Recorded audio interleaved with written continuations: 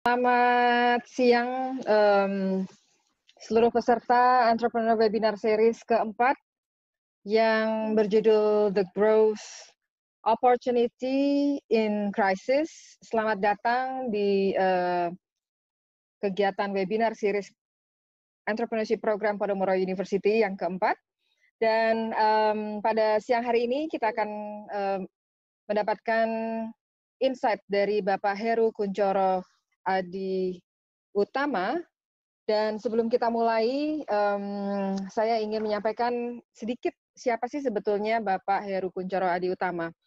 Jadi teman-teman peserta webinar pada hari ini, Bapak Heru Kunchoro Adi Utama ini adalah seorang praktisi yang sangat bisa dibilang sudah sangat memiliki expertise di bidangnya. Bidang apa sih sebetulnya? Bidangnya adalah bidang marketing, di mana beliau sempat di beberapa perusahaan, termasuk Procter & Gamble, kemudian ada Nestle, kemudian ada Kraft Food, ada Perfetti Van Mel Indonesia, dan juga pernah di Fonterra Brand Indonesia. Kalau katanya waktu saya diskusi sama beliau, ini disingkat, ini FBI katanya gitu. Dan sekarang beliau adalah seorang Business Development dan Export Director yang surprisingly berada di sebuah perusahaan fast moving consumer goods yang semua orang itu suka, termasuk saya juga ikutan suka gitu ya. Karena isinya di sini adalah permen Yupi, teman-teman semuanya. Saya harus ngaku bahwa saya udah segede gini, saya masih suka permen Yupi. Selamat siang Pak Heru, apa kabar? Selamat siang, selamat siang, terima kasih. Sehat-sehat selalu, semoga Ya. Pak Heru dalam keadaan sehat-sehat. Ya. Oke, Pak Heru, tak kenal maka tak sayang. Tadi saya udah ceritakan sedikit siapa Pak Heru gitu. Dan saya rasa sebentar lagi kita akan sekaligus mendengarkan apa yang ingin Pak Heru sampaikan tentang growth opportunity in crisis. Boleh jelaskan sedikit apa sih sebetulnya yang Pak Heru lakukan sejak mulai merintis karir hingga sekarang, terutama yang saya sangat ingin tahu nih bagaimana dunia marketing dan evolusinya. Setelah itu, monggo Pak Heru kita bisa langsung masuk ke topik The Growth Opportunity in Crisis. Silakan Pak Heru. Ya, selamat siang semuanya. Menurut saya ini tadi yang diceritakan Mbak Evi itu agak terlalu oversell ya, seperti itu. Sebetulnya saya sama seperti teman-teman semua ya, masih belajar. Karena dunia marketing itu tidak pernah statis ya, selalu dinamis, jadi kita harus selalu berusaha mempelajari lah apa sih yang sekarang itu berlangsung ya.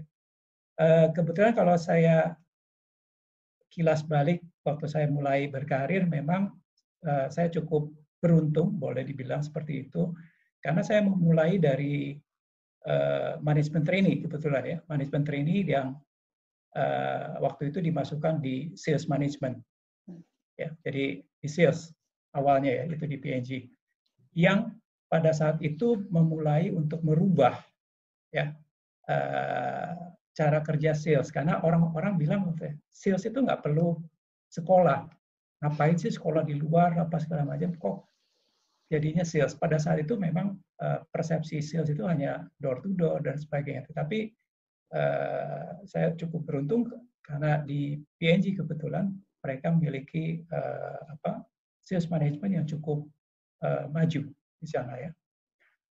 Jadi awalnya dari sales, jadi saya cukup mengetahui dari pengalaman dari pasar ke pasar, mungkin dari warung ke warung. Jadi saya alami semuanya. Baru setelah itu saya merasa kok nggak cukup gitu, ya. Lihat orang-orang yang di marketing ataupun teman-teman saya itu yang marketing pada saat itu dipersepsikan sebagai the elite daripada sebuah perusahaan lah, ya. Rata-rata di sana juga lulusannya hebat-hebat gitu. Jadi saya merasa kayaknya saya sudah punya sesuatu tapi masih kurang. Jadi saya belajar lagi, kebetulan saya memperdalam bidang marketing, terutama international marketing, karena pada saat itu masih jarang ya praktisi yang mendalami mengenai international marketing. Kebetulan saya kerja di multinasional dan akan sangat menarik kalau saya bilang kalau bagaimana sih kalau merek Indonesia dipasarkan di luar, seperti itu. Jadi di marketing saya memulai waktu itu di Nestle ya, di Nestle, perusahaan multinasional makanan, dan setelah itu mungkin kecanduan di makanan terus. Ya, jadi makanan, banyak orang bilang bahwa makanan itu nggak pernah mati karena orang toh lagi susah seperti ini pun perlu makan. Betul. Jadi dari Nestle kembali ke Kraft Food mungkin agak beda dari dulunya confectionery masuk ke keju mungkin yang agak nggak terlalu dibutuhkan karena banyak yang kebanyakan ya baru makan keju mungkin baru setahun sekali ya. Lalu dari sana saya tertantang lagi untuk masuk ke suatu yang baru ya. Waktu itu di Perfetti Van Mel pada saat itu mereka baru merger ya, dan itu merupakan dua organisasi yang besar, di mana yang satu sangat kuat di sales, yang satu lagi lebih kuat di marketing. Dan pada saat itu kita ditugaskan untuk mengintegrasikan lah, ibaratnya konseptual marketing dengan bagian melaksanakannya di sales ya. Kemudian setelah itu tentunya banyak orang yang lebih sophisticated lagi, biasanya di bidang dairy ya. Dairy itu agak lebih khusus karena penelitiannya mengenai produk, mengenai apa itu lebih panjang ya. Begitu juga regulasinya. Itulah pada saat saya di Fonterra ya, Fonterra Brand Indonesia. Sampai satu saat saya ketemu teman saya yang sudah 25 tahun tidak pernah ketemu dan mereka memberikan challenge, kok selama ini you kerja di multinasional aja, membesarkan produk-produk asing lah, boleh dibilang seperti itu ya. Kenapa tidak besarkan produk yang notabene lahir dari Indonesia, yaitu permen UP. Ya. Jadi itu merupakan boleh dibilang titik balik, ya kenapa tidak ya seperti itu. Kita melihat ada beberapa produk Indonesia yang sudah berjaya di luar pada saat saya lihat di region, di apa dan sebagainya, tapi nggak banyak. Ya. Dan ini mungkin juga merupakan tantangan karena ini permen loh, seperti itu. Di luar itu banyak sekali, karena permen itu mudah dibuat. Ya, jadi saya kira itu, dan sekarang kita menghadapi yang ya masa krisis ya COVID-19. Tentunya banyak perusahaan yang memiliki kiat-kiat tertentu ya untuk menghadapi krisis ini.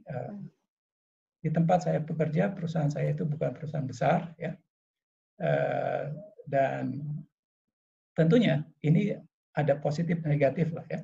Kalau perusahaan besar, di mana perusahaan itu diversified seperti perusahaan di multinasional seperti Nestle, seperti perusahaan yang lain, tentunya mereka memiliki resources yang cukup besar lah ya, seperti itu. Jadi ada satu kategori yang turun, yang lain mungkin juga tumbuh. Jadi itu paling tidak memberikan keseimbangan. Tetapi kalau kita hanya di satu bidang aja, apalagi perusahaannya bukan ukuran yang besar, masalah survival, masalah bertahan ya, bisa bertahan dalam krisis ini masalah yang paling kritikal, saya kira itu. Oke, Pak boleh nanya sedikit Pak? Bapak masuk ke UP, apakah produknya sudah sampai ke luar atau masih di dalam? Di dalam negeri maksud saya. Pada saat saya masuk, kebanyakan ekspor itu hanya untuk mengerjakan OEM ya. Jadi istilah ininya adalah maklun lah ya. Jadi orang lain memberikan order ke kita, jadi kita kayak tukang jahit lah. Masih ada beberapa ekspor, tetapi lebih banyak trading activity. Jadi kita trading lah ya, seperti itu. Jadi belum secara full building brand lah, seperti itu ya. Oke. Jadi Bapak ngalamin proses mulai dari branding di luar negeri sampai ke apa namanya betul-betul supply our own product gitu ya, Indonesia's product Ya, di luar negeri gitu ya. Luar biasa. Oke Pak, kalau gitu silakan kita teruskan dengan materi pada hari ini yaitu the growth opportunity in crisis. Silakan Pak Heru. Ya, kalau bicara mengenai krisis COVID-19 ini, saya kira banyak forecast ataupun ahli-ahli lah ya, apakah itu ahli ekonomi, apakah ahli marketing, yang memberikan banyak sekali ramalan lah, atau forecast ataupun analisa dan sebagainya. Tapi kalau kita coba untuk telaah ya, kembali ke industri di mana kita berada, sebetulnya apa yang mereka sampaikan dengan apa yang kita ketahui, moles kira-kira ya namanya ramalan ya. Mereka pun sangat agak sulit untuk boleh dibilang memberikan kepastian. Namanya juga uncertain time sekarang ya. Banyak sekali ketidakpastian di pasar. Ya. Jangankan jauh-jauh lah ya. Di Indonesia sendiri atau di pasar Indonesia sendiri pada saat misalnya, oh ada keputusan mau lockdown, sebesar apa sih atau seketat apa sih lockdown tersebut? Apakah seketat seperti di India, seperti sehingga toko-toko nggak bisa buka, ternyata kita ada PSBB. Jadi masih ada beberapa sektor yang bisa beroperasi dan sebagainya. Jadi banyak sekali faktor eksternal yang kita tidak ketahui ya, sampai akhirnya kita alami ya. Jadi banyak sekali yang kita lakukan juga sebetulnya learning by doing ya. Jadi mungkin teman-teman di akademisi itu sangat baik sekali dalam hal boleh dibilang secara pembelajaran, analisa dan sebagainya ya. Mungkin saran saya pada saat krisis ini jangan terlalu boleh dibilang analysis paralysis ya. Jadi terlalu banyak analisanya sehingga kita paralyzed, nggak berani untuk mengambil sebuah keputusan, mengambil tindakan-tindakan kecil seperti itu ya. Jadi di bisnis saya kira business decision atau bisnis apa yang kita putuskan di sini banyak ada selalu faktor resiko. Ya. Tapi tentunya kita bisa minimalkan resiko-resiko yang ada dalam bisnis. Ya.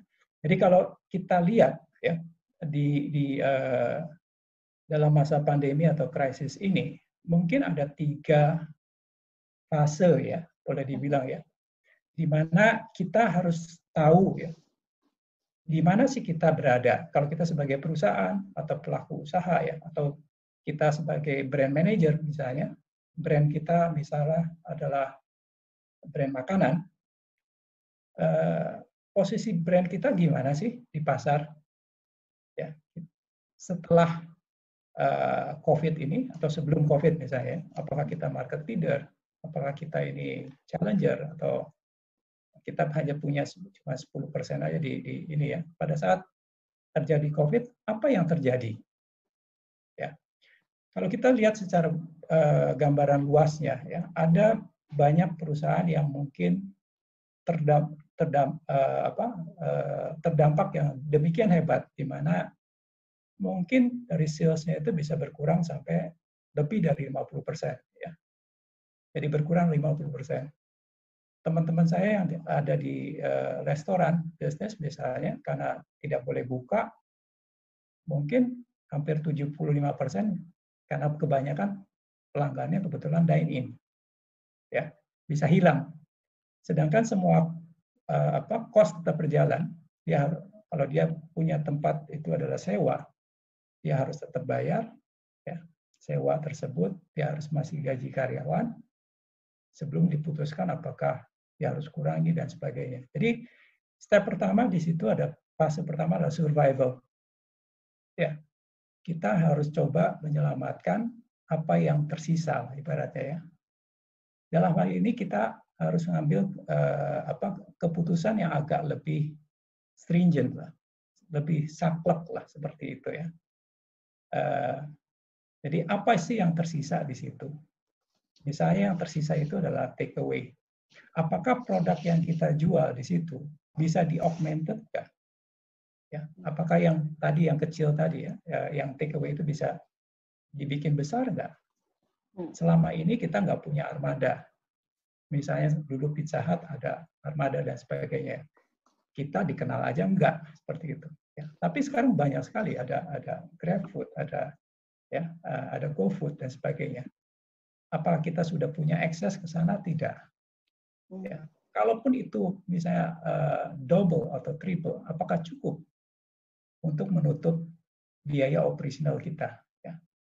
Kemudian dari sisi financial strength kita, apakah kita punya cukup tabungan selama dalam proses tadi? Karena itu nggak bisa sekejap. Itu mungkin takes 1 bulan, ada yang perlu 2 bulan, ada mungkin perlu 3 bulan. Ya, jadi dalam ini kita mungkin harus selamatkan dulu lah ya. Apakah itu perusahaannya kalau kita memandang bahwa karyawan kita atau chef kita adalah key daripada operasional kita, itu yang harus kita selamatkan. Bagaimana mereka tetap bisa kerja dan operasional perusahaan tetap berjalan. Ya, jadi ada tadi uncertainty yang demikian luas ya, dan ini affected hampir seluruh industri ya, ataupun bidang. Walaupun di FMCG tadi ya kita bisa ada yang rokok, ada baby milk misalnya seperti itu ya. Itu terdampak semua. Jadi kita mungkin harus rethink kembali ataupun apa yang dulu pernah kita lakukan dan apa yang kita rencanakan ya seperti itu. Kalau kita tidak punya resources, mungkin kita harus mulai cut yang tidak perlu. Cut yang tidak perlu itu dulu ya. Excesses yang nice to have ya. Tadinya kita mau melebarkan perusahaan, wong satu aja kita lagi masalah kok. Ya. Mau macam-macam gitu ya. Gitu. Ya. Pak Heru, sebentar Pak. Saya jadi kepikiran sama proses belajar mengajarnya di kebetulan kami di Entrepreneurship Program Podomoro University ini kami mengimplementasikan proses belajar yang act, learn, and build. Jadi terus terang kami belajar ini dari Babson. Babson itu berada di Massachusetts di United States of America. Yang mana apa yang kami pelajari dari Babson itu kalau mau bagaimana caranya supaya generasi muda kita itu bisa kita dorong untuk jadi entrepreneur itu prosesnya adalah act, learn, and then build. Artinya nggak melulu teori yang diajarin gitu. Jadi anak-anak ini kita dorong untuk melakukan, dan ketika mereka melakukan mereka akan menemukan mungkin jalan buntu, kadang ada jalan yang sukses gitu. Kalau boleh saya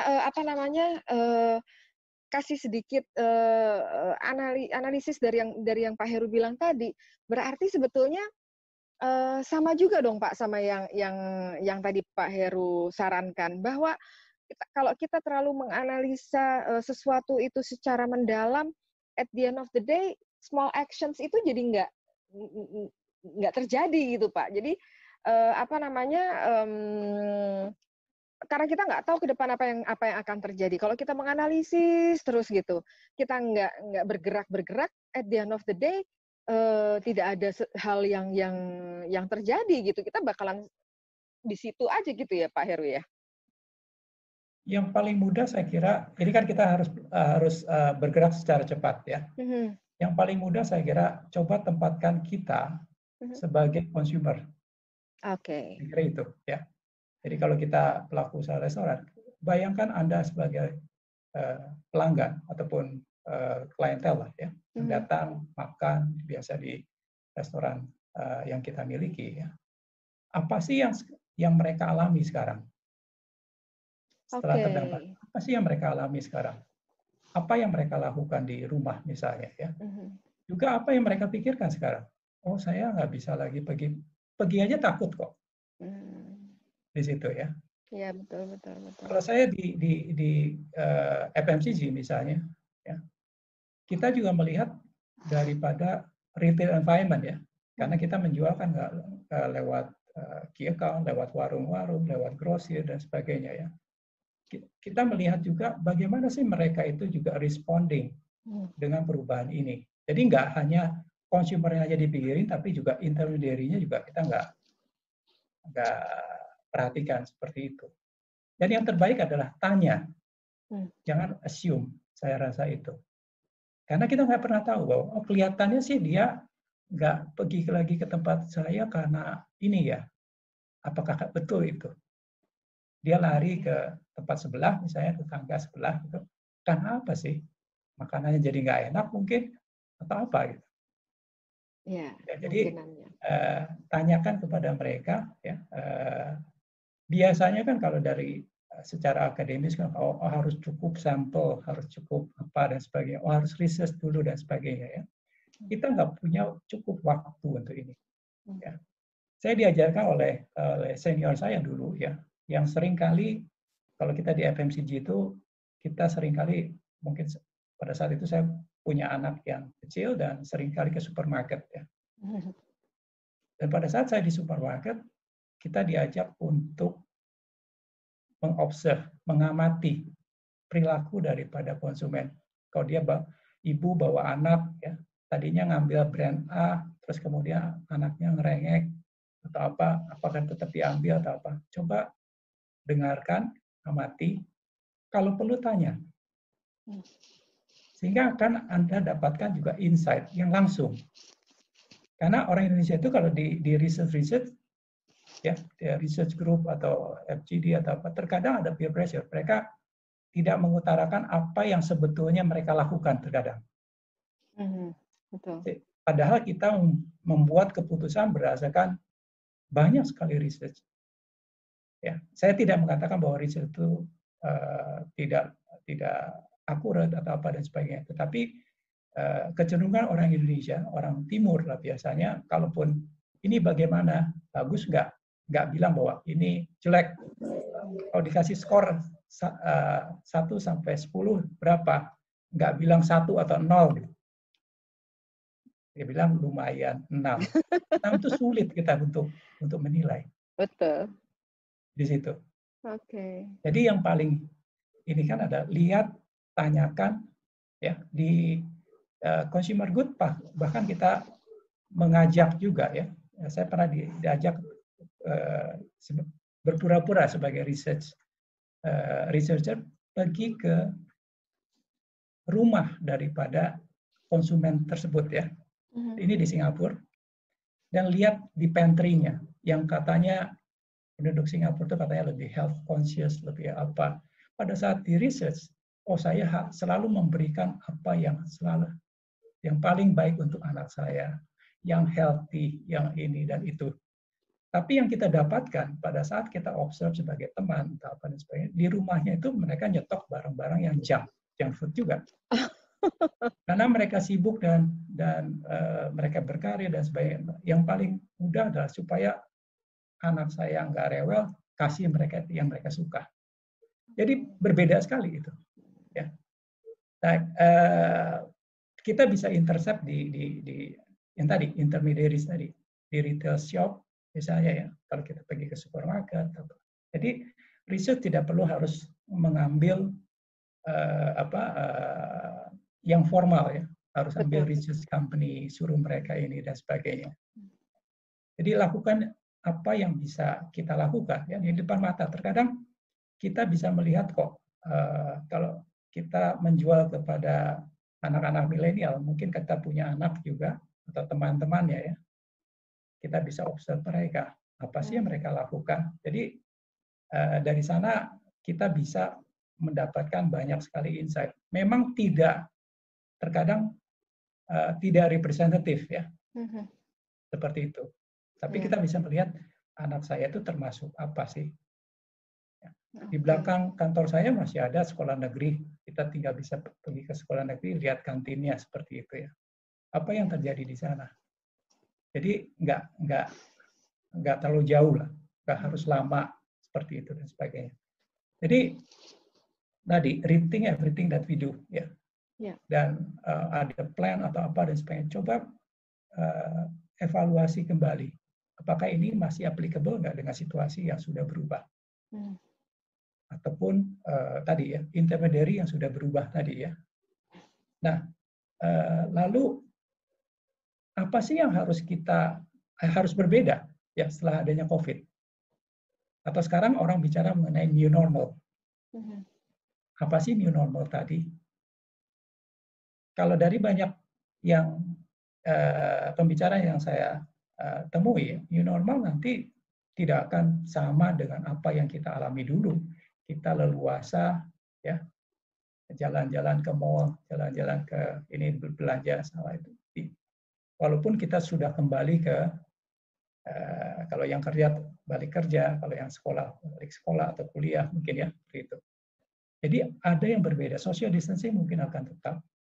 Ada harus measure-measure yang dilakukan oleh yang diharuskan oleh pemerintah ya. Pemerintah betul. Ya, itu harus dilakukan. Jadi tadi saya bilang jangan pernah assume.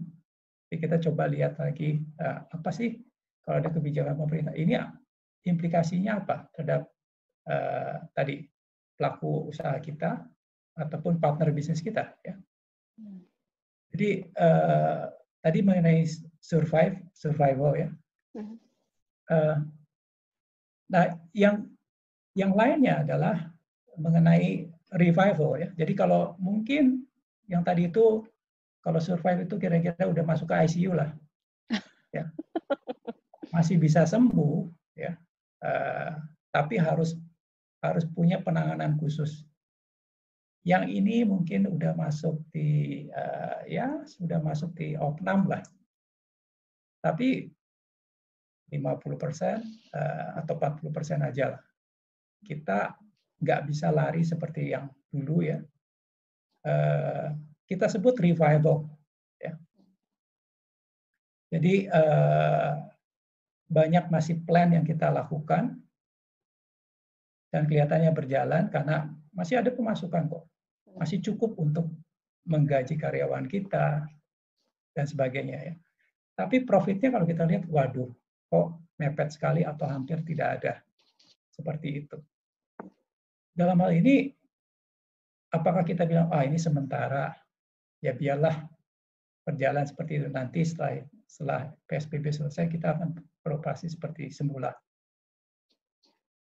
Kenyataannya akan tidak akan sama, gitu, seperti itu ya. Jadi kita lihat harus apa sih yang perlu kita ketahui pada jenis perusahaan di mana situasinya berbeda ya, revival. Jadi revival ini mungkin kita harus lihat tren, ya. Tren apa yang ada sekarang yang mempengaruhi bisnis kita. Misalnya, ya, kalau saya di bidang apa sih permen ya. Permen itu kan hanya dibeli pada saat anak-anak ke sekolah, mungkin karena di Indonesia punya uang jajan ya. Sekarang anak-anak sekolah kan libur, uang jajan mungkin nggak ada. Ya. Sekarang yang belanja tinggal ibunya atau di beberapa negara bahkan hanya boleh satu orang per satu rumah tangga untuk keluar. Ya, di Filipina misalnya seperti itu. Di India agak lebih strict lagi. Di Singapura misalnya, pada circuit breaker yang atau yang kedua tadi, itu ada pengetatan yang lebih lagi ya. Jadi kalaupun minimarket diperbolehkan, ada beberapa kategori yang nggak boleh, bukan esensial dianggapnya. Ya seperti itu. Itu akan langsung pengaruh ke kita karena kita menjual yang impuls tadi yang merupakan dianggap oleh pemerintah ini tidak esensial. Jadi seperti itu. Jadi beberapa supermarket misalnya di Thailand memberikan ruang untuk produk-produk lokal. Jadi produk-produk imported itu agak diperkecil ruangnya. Fresh product karena itu akan membantu petani-petani diberikan ruang lebih besar. Apalagi kita dapati bahwa home cooking itu berkembang sekali pada saat pandemi seperti ini. Awal-awal kan orang stocking yang shelf stable ya, yang bisa tahan lebih dari sebulan, misalnya beli kalengan, beli mungkin beli apapun ya, yang tahan lama ya. Tapi mereka rata-rata nggak konsum, apalagi yang kelas A plus atau AB ya, mereka hanya beli tapi mungkin tidak dikonsum, ya, gitu. Atau ya dikonsum 1-2 hari. Nah, di sini apa sih yang terjadi? Mereka tidak bisa pergi ke ke restoran yang mereka miliki hanya yang dari Gojek, dari apa dan sebagainya, ya. Tapi mereka pengen makan yang enak. Ya. Kita ngelihat di Indonesia sendiri misalnya, karena nggak bisa ibaratnya pergi ke kafe, ya, ke coffee shop, ngobrol sama teman-teman dan sebagainya. Mereka adopt dari misalnya Korea, dalgona ya, itu kan sebetulnya yang bisa dibuat di rumah itu dari Korea. Sayangnya ya kurang enak, ya, kelihatannya sophisticated. Tergantung orangnya yang bikin juga, Pak.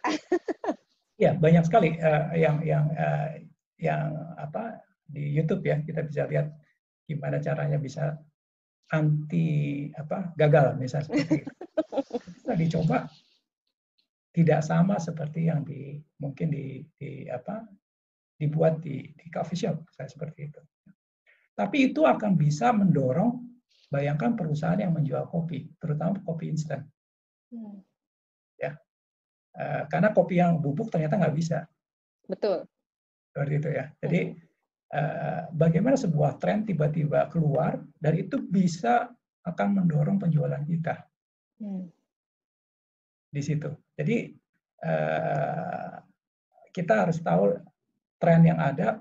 Kalau itu masih baru di A, apakah bisa kita accelerated sampai ke BC ya, yang lebih sosioekonomi yang lebih bawah, sampai ke kota-kota kecil bisa seperti itu. Berapa besar yang bisa kita raih di situ ya. Jadi itu potensi growth yang kita bisa dapatkan seperti itu.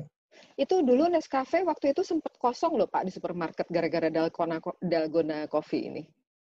Iya, ya.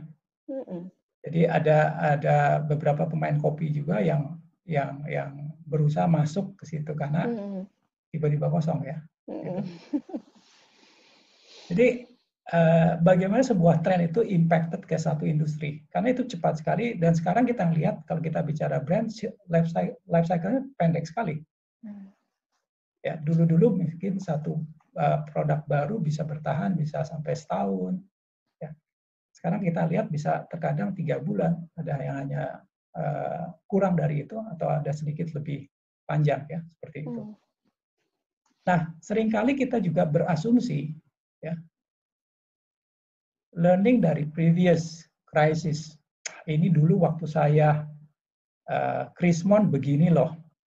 Ya, biasanya orang-orang yang mungkin udah lama di industri dan mengasumsikan bahwa dulu waktu saya begini lebih parah dari ini, begini loh. Ternyata sudah berbeda. Ya, bagaimana consumer behavior sekarang sudah berbeda dari apa yang mungkin dulu ya. Jadi saya kira banyak ramalan-ramalan yang ada, menurut saya sih akan selalu lebih baik untuk prepare for the worst. Ya, prepare for the worst. Kita tidak mengkondisikan kita sebagai yang pesimis, ya. Tapi justru prepare the worst, kita harus siap dengan langkah 1, langkah 2, langkah 3. Kira-kira seperti itu. Sehingga kita harus selalu prepare dan satu langkah selalu lebih cepat daripada pesaing kita. Oke. Itu lalu ya. Lalu tantangan terbesar Bapak sendiri ketika masuk ke dalam pandemi ini gimana Pak dalam menghadapi tantangan yang paling besar gitu yang yang dihadapi oleh FMCG, terutama UP? Saya kira sama seperti teman-teman di FMCG ya. Perubahannya cepat sekali. Ya. Kemudian visibility-nya juga ke depan tuh kita nggak bisa panjang 1 tahun ataupun mungkin nanti sebentar lagi ada Lebaran.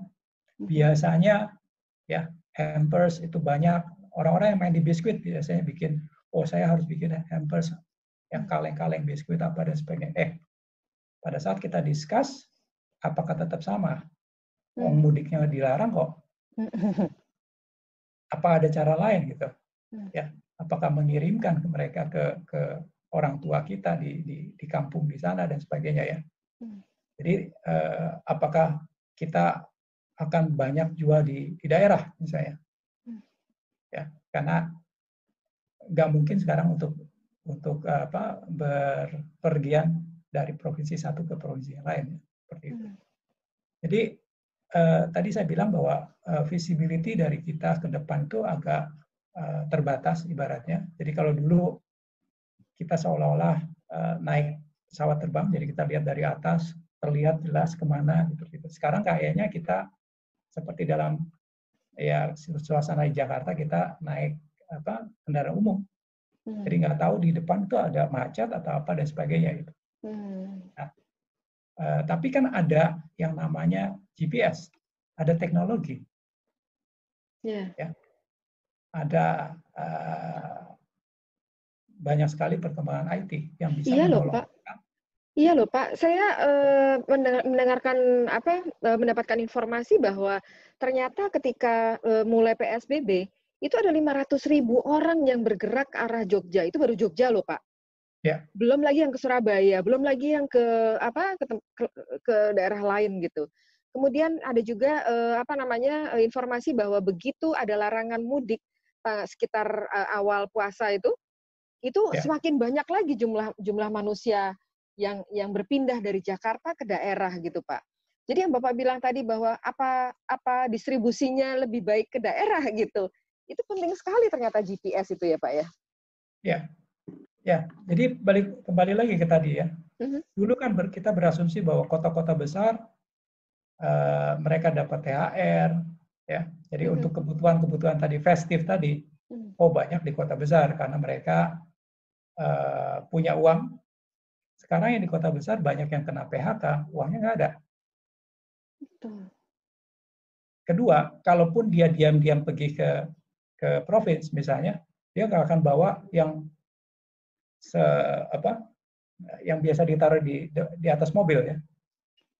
Dia beli semua mau biskuit, mau apa dan sebagainya, karena akan menyolok sekali. You mudik. Ya, mungkin dia hanya perlu bawa duit aja. Di situ. Jadi kalau tadi ada 500.000 yang pergi ke Jogja, akan lebih baik disiapkan barangnya di Jogja atau bahkan di kampungnya. Sekarang kita miliki Indomart, Alfamart, ada banyak sekali ya, lebih dari 20.000 toko. Jadi udah sampai di Jawa itu udah sampai ke pelosok. Dan harga mereka bisa sekarang lebih murah daripada hypermart. Wow. Jadi kita dulu mungkin kita biasa kalau belanja ya one stop shop, kita belanja bulanan di hypermart. Karena biasanya lebih murah, lebih lengkap dan sebagainya. Sekarang banyak orang yang menunggu Jumat, Sabtu, Minggu karena Jumat, Sabtu, Minggu biasanya ada promo di Indomart, Alfamart, dan harganya jauh lebih murah daripada hypermart. Coba lihat harian Kompas atau apa di hari Jumat, pasti akan di feature harga-harga. Oke, saya baru tahu itu. Lalu ya, Pak, jadi, kalau memang kayak begitu tadi ya, artinya kan sudah pasti kalau distribusinya bukan di kota besar tapi justru ke pelosok, berarti kan ada sebuah strategi yang bukan strategi sih, ada sebuah kebiasaan yang berubah gitu di dalam perusahaan kan. Artinya harus menyiapkan bagaimana caranya supaya produknya ini bisa sampai ke tujuan gitu. Itu dalam mengimplementasikan strategi baru ini apa kendala atau tantangannya gitu, Pak? Tadi saya katakan bahwa di FMCG kita banyak dari jalur distribusi melalui distributor ya. Di market di luar juga sama ya. Kita melalui importer dan distributor. Ya, kita nggak mungkin jualan sendiri karena kita jualan permen yang jumlahnya di Indonesia itu yang boleh dibilang ada sekitar 2 juta outlet. Ya, 2 juta outlet. Wow. Kalau dulu saya dapat informasi dari orang Coca-Cola, katanya mereka punya register outlet mereka lebih dari 1,5 juta yang bisa jual soft drink. Ya. Permen karena lebih murah, mungkin lebih tinggi. Seperti itu. Tapi ongkosnya untuk servicing setiap retail outlet itu mahal sekali. Jualannya yang hanya 500 perak, 1.000 perak, pada ongkosnya untuk gaji salesman itu mahal sekali. Jadi harus dipikirkan bagaimana kita merubah, ya. Boleh dibilang dengan ada perubahan ini, karena kalau kita lakukan sendiri mahal sekali. Tapi yang jelas menjawab pertanyaan tadi adalah ada demand di daerah. Ya. Nah, kemudian apakah partner kita atau distributor kita, ataupun di dalam hal ini kalau itu ekspor, ya, misalnya mereka share the same confident nggak? Bisa aja distributor juga bilang, waduh sekarang lagi zaman susah, ya jangan expand juga. Dan rencana kita untuk tadi ya, oh demand di sana besar dan sebagainya, berhenti di situ. Aduh, ya. Jadi kita harus juga coba convince ya, berdasarkan fakta yang ada atau tren yang ada, ya. Karena tidak semua mungkin distributor sepintar yang lulusannya Podomoro misalnya, atau Babson ya, dilatih memang untuk menganalisa dan apa dan sebagainya ya. Jadi banyak sekali misalnya partner kita, saya dengar dari beberapa teman-teman di retail misalnya, distributor ataupun pelaku usaha di Sumatera misalnya, mereka agak khawatir, justru mereka memperketat kredit. Jadi mereka hanya menjual secara cash. Nah itu langsung mengecil bisnisnya, ya. Karena bayangkan dulunya grosir biasanya dikasih utang 1 bulan misalnya, sekarang bayar cash. Karena perusahaan yang tadi mendistribusikan takut. Iya. Seperti itu. Ya. Jadi banyak kompleksitas yang harus kita pikirkan di sini. Tentunya ada orang sales yang memikirkan itu, tapi kita di marketing tidak boleh menutup mata bahwa ada perubahan-perubahan di sisi supply chain ya, dari sisi distribusi tadi. Seperti itu. Pak Heru, kalau ini kita bicara distribusi di Indonesia yang ke pelosok aja susah, lalu karena lingkupnya UP ini sampai internasional, lalu gimana tuh Pak? Gimana caranya menghadapi? Apakah do you have the same strategi? Apakah UP punya strategi yang sama untuk pasar luar negeri, pasar internasional? Oke, ini dari sisi apa? Dari sisi distribusi? Dari atau distribusi dari... ini tadi. Apakah strateginya juga sama? Karena memang kalau kita di dalam negeri kan kita ada orang-orang yang mudik yang nggak bisa bawa barang banyak, ketahuan mudik segala macam. Nah kalau luar negeri terus bagaimana Pak? Oke, kita mungkin perlu pahami dulu misalnya negaranya mana, ya. Oke. Indonesia ini kalau kita ngelihat untuk penjualan boleh dibilang sejenis permen atau snack, ya itu 80% mungkin masih di traditional trade, di toko-toko, warung, PND dan sebagainya, kira-kira itu. Modern trade, supermarket, convenience store atau Indomart, Alfamart itu total modern trade hanya baru 20 sampai bahkan 30, ya 30% aja. Tetapi kalau kita bicara Singapura, itu udah berbeda. Traditional trade udah hampir nggak ada. Walaupun ada ya di kantin atau apa itu masukan seperti itu. Tapi mungkin nggak lebih dari 10%. Jadi 90% lewat modern trade. Gitu. Sehingga kita harus cari distributor yang memang kuat di penanganan modern trade ini. Karena modern trade punya manajemen yang lebih profesional ya.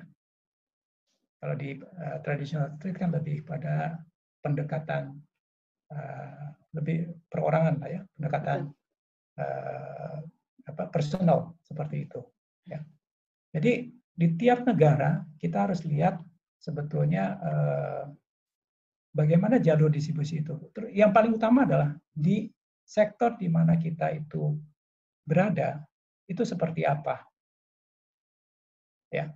Di Thailand misalnya untuk permen ini luar biasa di permen atau gummy seperti produk seperti UV itu hampir 70% itu ada di modern trade. Jadi 7-Eleven mereka sudah kontribut mungkin 50% daripada penjualan permen jenis gummy. Ya, tapi bukan berarti bahwa traditional trade tidak penting. Ya, jadi balik lagi menurut saya dulu atau banyak perusahaan yang mau ekspor tapi kita lakukan trading lah. Bisa lewat trader dari Jakarta mungkin ya. Yang kebetulan punya teman di Australia, oh nanti saya itukan deh, saya bantu seperti itu ya. Jualnya kemana kita nggak peduli lah. Ya. Yang kita terima cepat uangnya dapat gitu, seperti itu ya. Nah, kalau kita mau boleh dibilang progressing dari situ, awalnya selalu mulai dari trading activities ya. Karena bahkan di perusahaan seperti UP misalnya ya, di Afrika sana yang notabene boleh dibilang negaranya jauh lebih miskin dari Indonesia misalnya, ya, apakah permen merupakan kebutuhan? Yang laku Indofood, Indomie. Indominya di sana itu jualnya satu porsi hampir dua kali size yang kita punya yang reguler. Wow. Di situ. Jadi yang bikin kenyang. Seperti itu. Permen didominasi di sana masih yang kayak home industry. Ya, yang dulu masih dijual 100 perak, di sini padahal kita udah jual 500 rupiah misalnya. Jadi padahal daya beli mereka setengah dari Indonesia. Jadi menurut saya kita harus sesuaikan di situ. Ya, apakah kita mau ke sana hanya sekedar bangga kita ada di 100 negara misalnya seperti itu. Ya. Jadi balik lagi jalur distribusi itu banyak sekali yang boleh dibilang mengabaikan lah ya. Oke. Berarti beda penanganan berarti Pak ya antara internasional dan Indonesia, benar-benar dua hal yang sangat berbeda begitu ya Pak ya? Tadi saya baru sentuh dari sisi distribusi ya. Ya. Bahkan produknya pun bisa aja berbeda. Oke. Jadi kalau kita ngelihat misalnya Malaysia satu rumpun ya katanya ya. Dulu dan banyak menurut saya perusahaan di Indonesia yang memulai ekspor biasanya yang secara natural ya terjadi adalah jual apa yang laku yang diproduksi di Indonesia dan dijual di Indonesia. Ya, misalnya kalau yang di sini lakunya permen A atau strawberry misalnya, kita akan jual yang sama. Padahal ternyata di sana enggak. Saya lebih suka apel misalnya. Seperti itu. Jadi kan harus dirubah gitu ya. Gitu. Kemudian hal-hal kecil seperti itulah. Mungkin ada yang lebih senang manis. Atau di sana di beberapa negara mungkin lebih suka yang lebih refreshing, lebih suka asamnya lebih terasa atau rasa buahnya lebih terasa. Ya. Jadi produk itu juga kita sesuaikan dengan pasar yang akan kita tuju. Tapi tentunya ini akan membuat kompleksitas di di operasional kita. Bayangkan you punya pabrik, tentunya akan sangat efisien kalau hanya bikin satu macam semuanya sama. Dibandingkan sekarang ganti-ganti terus gitu ya. Ada yang senang misalnya, oh iya lebih keras. Di Eropa biasanya teksturnya lebih keras. Di Asia lebih lembut. Ya, seperti itu. Terus rasanya ada beda-beda juga. Terus warna juga nanti beda lagi. Seperti itu. Berarti produksinya UPI sangat beragam ya Pak ya? Tentunya kita coba kelompokkan. Oke. Ya sama seperti perusahaan itu multinasional pun melakukan pengelompokan. Nah, jadi kita ambil yang kayak diagram Venn ya. Irisan yang paling besar itu apa? Yang common. Daripada kita semuanya kita coba untuk di fulfill ya, dipenuhi. Padahal operational pabrik jadinya tidak efisien. Betul, karena saya melihatnya tadi, waduh kalau harus beragam sebegitu bedanya dari sisi produk yang ditawarkan, maka bagian operasional, bagian produksi itu pasti terus menerus ya jadinya tidak efisien karena harus memproduksi produk yang varian yang beragam gitu kan. Ya. Lalu Pak, kalau boleh saya tanyakan satu hal ini, kira-kira ada nggak pemanfaatan teknologi informasi di dalam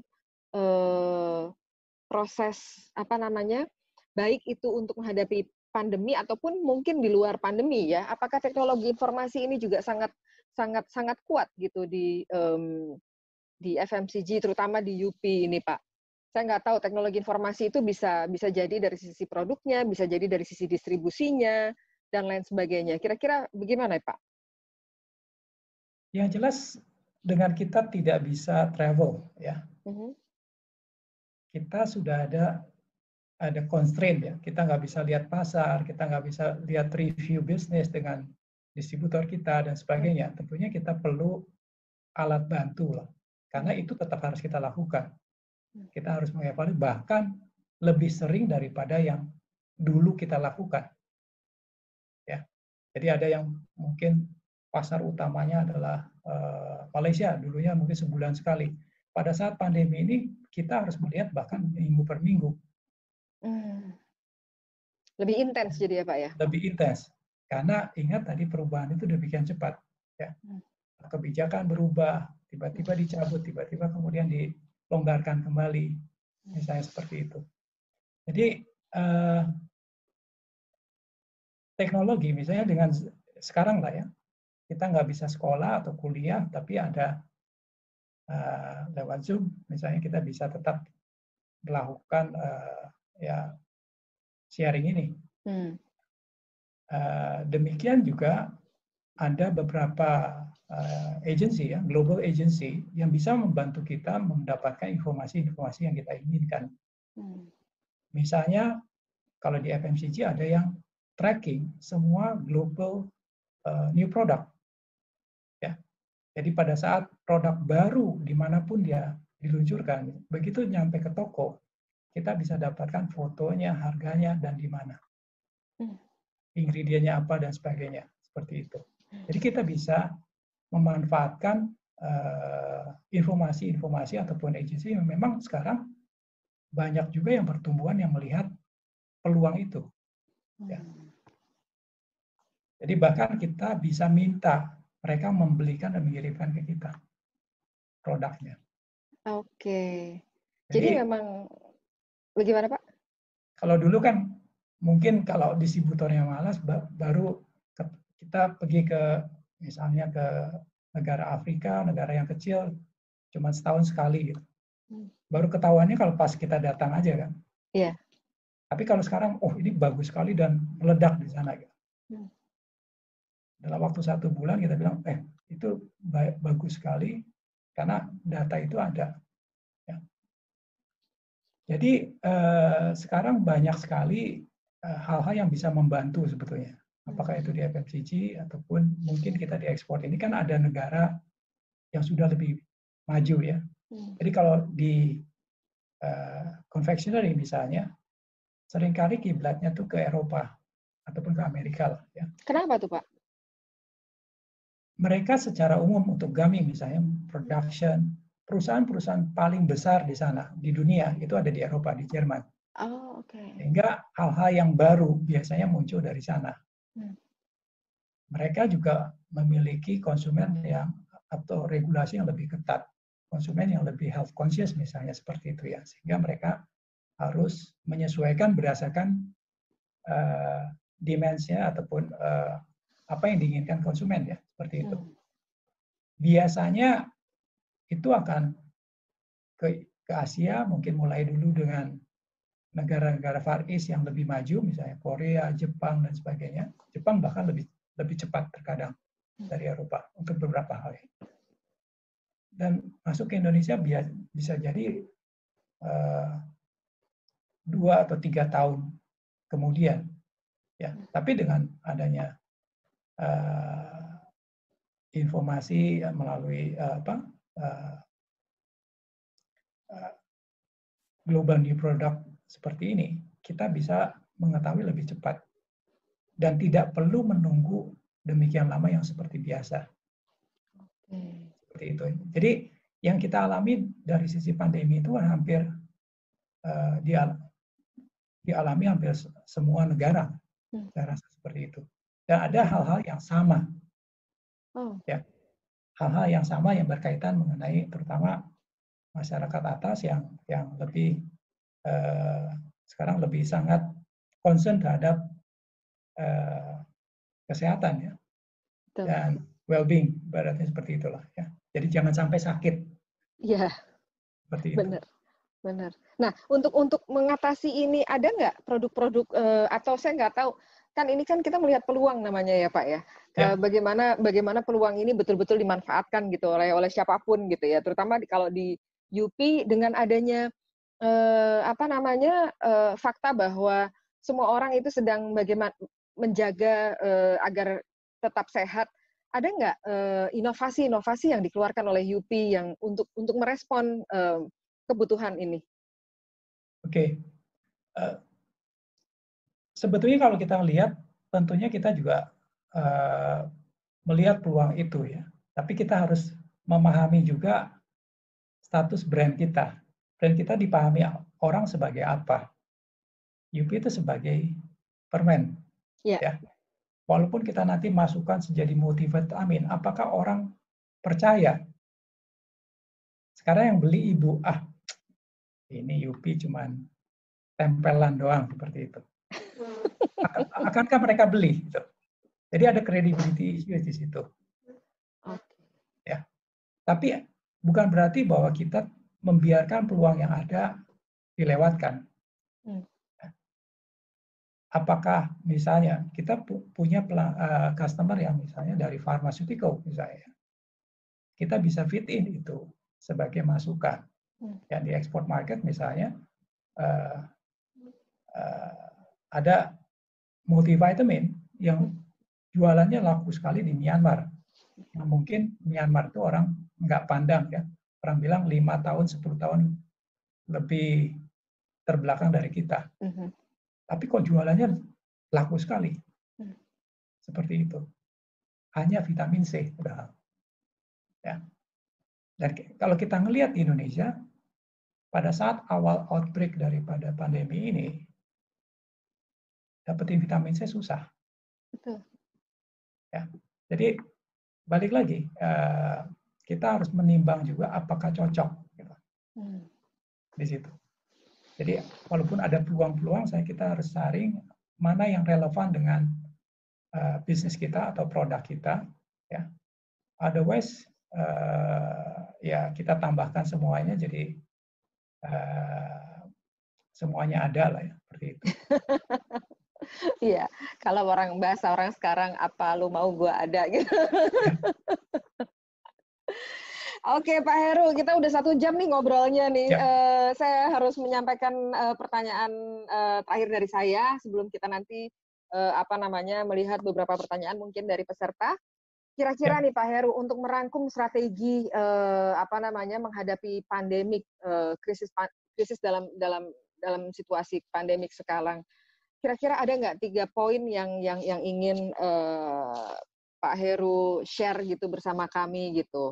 Atau mungkin sudah disiapkan kira-kira ada apa sih kiat-kiatnya gitu? 3 poin aja Pak, monggo kalau misalnya mau di-share ke kita. Ya, ini udah di-share belum? Belum Pak. Belum.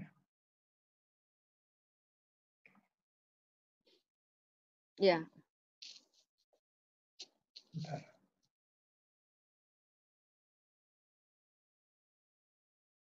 Saya harus tutup dulu, bentar.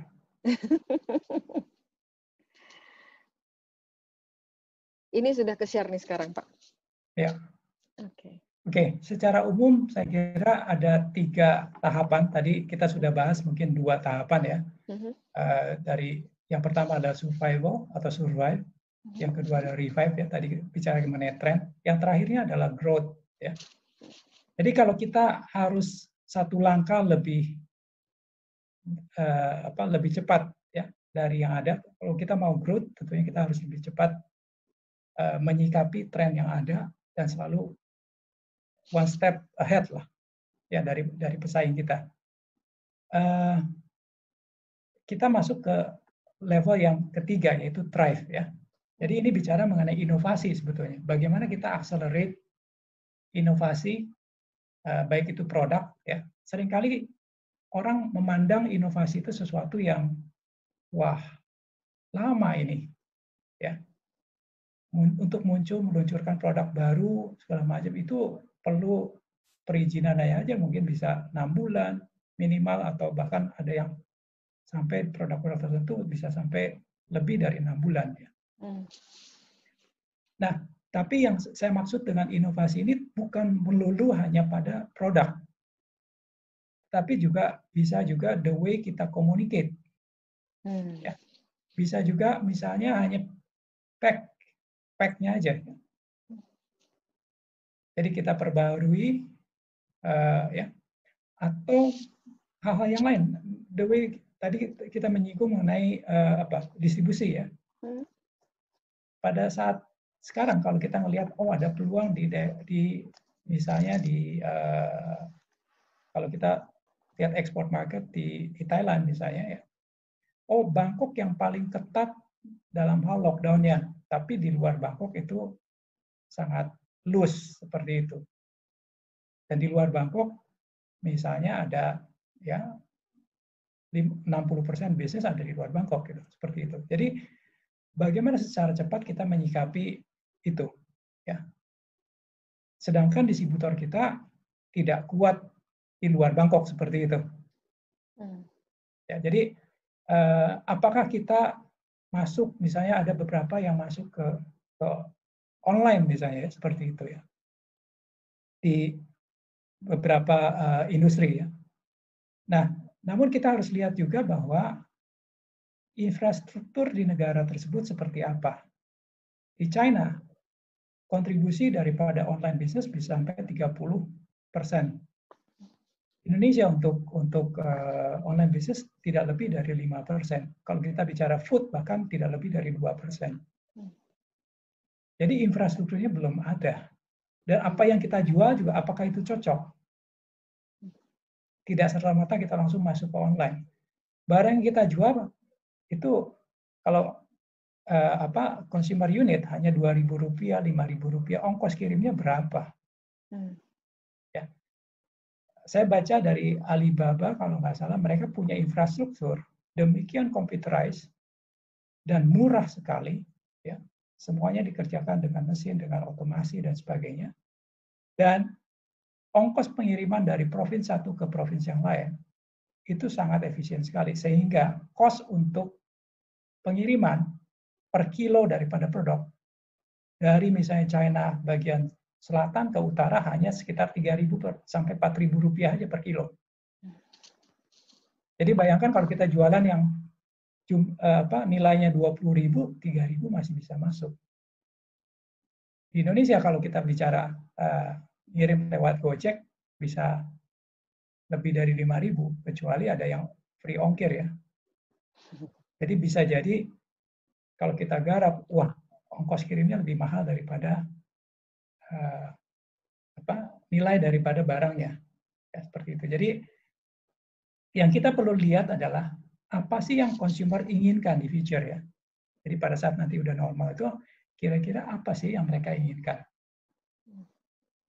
dan kenapa gitu ya. Misalnya saya baru potong rambut ya. Banyak orang yang mungkin sekarang itu gerah,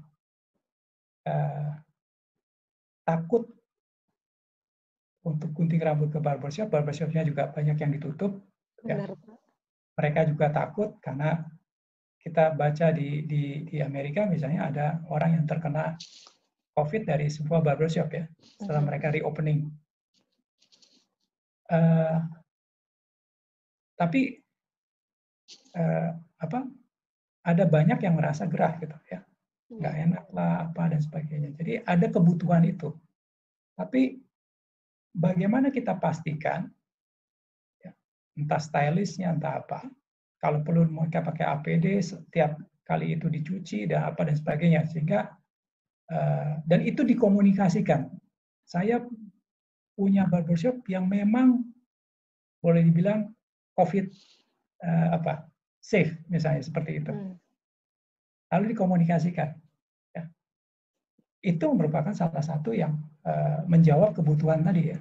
Ada orang yang membutuhkan untuk grooming, tapi kondisi sekarang takut. Jadi itu harus dikomunikasikan dan memang ada perubahan-perubahan besar yang dilakukan, yang kita tawarkan. Yang penting adalah kita bisa unlock new ways lah ya, new ways untuk answer yang consumer need yang baru ya pada saat new normal tadi lah, seperti itu. Jadi